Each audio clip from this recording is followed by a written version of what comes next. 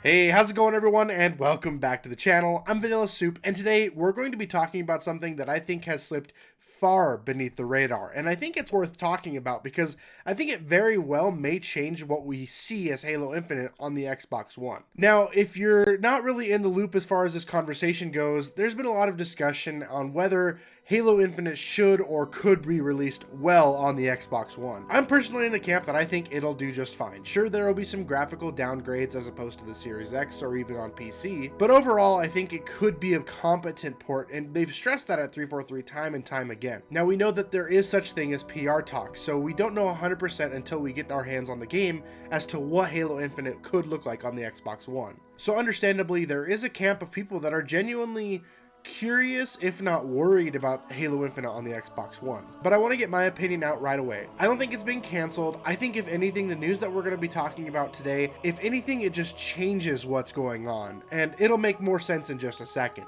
But before we jump into the article, I do want to express my gratitude with how great the channel has been growing so far. We have had so many new patrons, new viewership, new subscribers. The channel just crossed 2.5K, and I think that is absolutely amazing. And it wouldn't be possible without all of you guys. So again, thank you so much. So if you're new here and you like what you're seeing here, definitely consider subscribing. We have a great time here talking about all things Halo. And don't forget to click that like button if you do end up enjoying the video. But with that out of the way, let's jump into it. So this article actually comes by way of Xbox themselves. This blog post, this community update, was given actually just a little bit, the same day actually, but just a little bit after the Xbox's E3 presentation, which is kind of why I'm shocked that nobody is really talking about this. I found out about this via Ryan McCaffrey from IGN, and it was just sort of a tweet that he tweeted out that he thought it was big news, and I thought the repercussions that could be dealt out here could be huge for Halo Infinite or any other Xbox title going forward. But what the article actually says is you'll see many games this holiday, including Forza Horizon 5,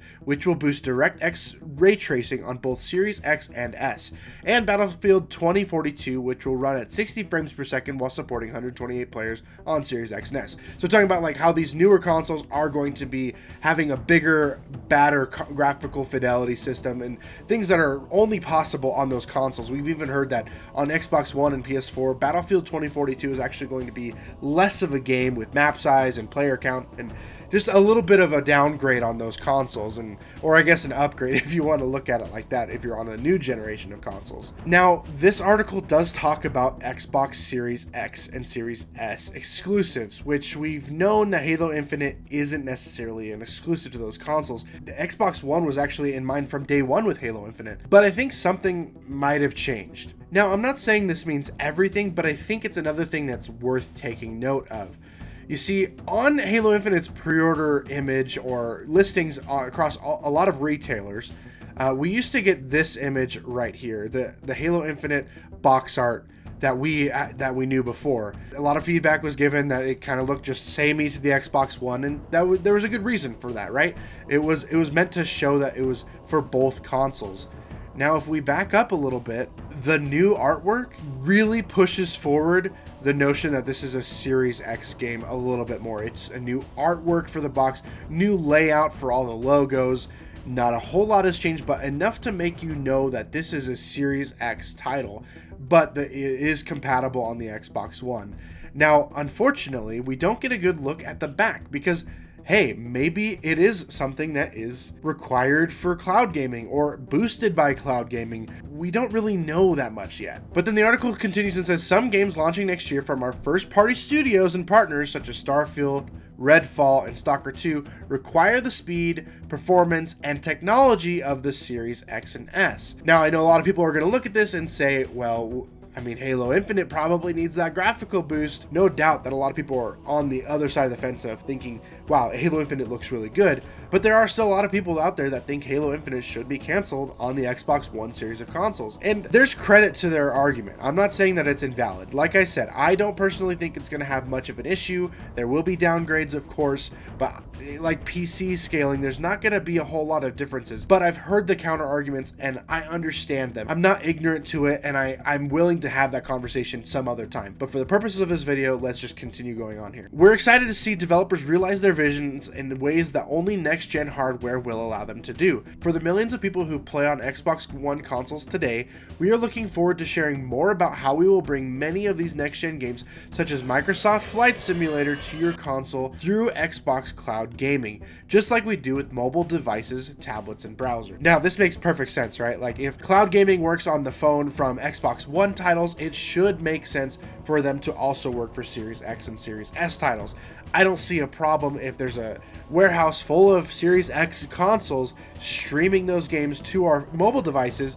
It shouldn't be a big deal, right? So here's where I think it potentially ties into Halo Infinite. If indeed 343 does have a issue with making Halo Infinite run well on the Xbox One generation of consoles, I think this is a viable option. Now, I'm not saying that they have confirmed it. They haven't even mentioned Halo Infinite in this article, but I'm saying that there just might be a way for them to shake things up, which makes me wonder if this ever does make its way into Halo Infinite, if on the Xbox One it's cloud required for its gaming. And I genuinely wonder if that's a possibility. Now again, I do think it can work just fine on the Xbox One, but maybe if the player wants a little bit of graphical boost in the story mode, heck, why not? I think that's a great solution. I think it's worth exploring for the team at 343. And it also makes me wonder if they would divide up the Xbox One family of consoles.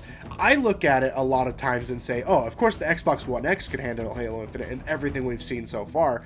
I don't understand why that would be an issue. And that's where I kind of sympathize with those who think that their base Xbox One wouldn't handle it, because that console is 7-8 years old now, and that's actually really old. Holy crap. Now, I don't think they would split it even in that regard, though. It's just worth throwing out there. But this also brings another interesting question to mind. If this is possible, if we can get cloud gaming inside the Halo series, what kind of doors does that unlock?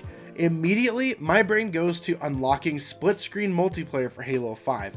Because we know a big reason why they weren't able to do that for Halo 5 is because of the graphical demand and how hard it was to get that game to even run on the Xbox One at a solid 60 frames per second, that is. So if they do end up supporting cloud gaming on the Xbox One, could that mean that there could be a patch for the older games to make them run better through cloud gaming like they've done just for Xbox Series X and S enhanced upgrades?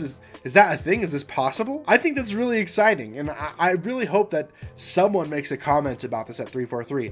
I'm not insinuating that this is for sure happening. I'll say that again, but I think it's really exciting nonetheless. And one more thing that I think is interesting too is back in the day with Crackdown 3 being announced, and they touted this ability to compute all the hardcore graphical and intensive things that were happening in game on the cloud on a Microsoft server. And that never really ended up panning out. We saw a little bit of it, but we never really saw that come to fruition like they said it would initially.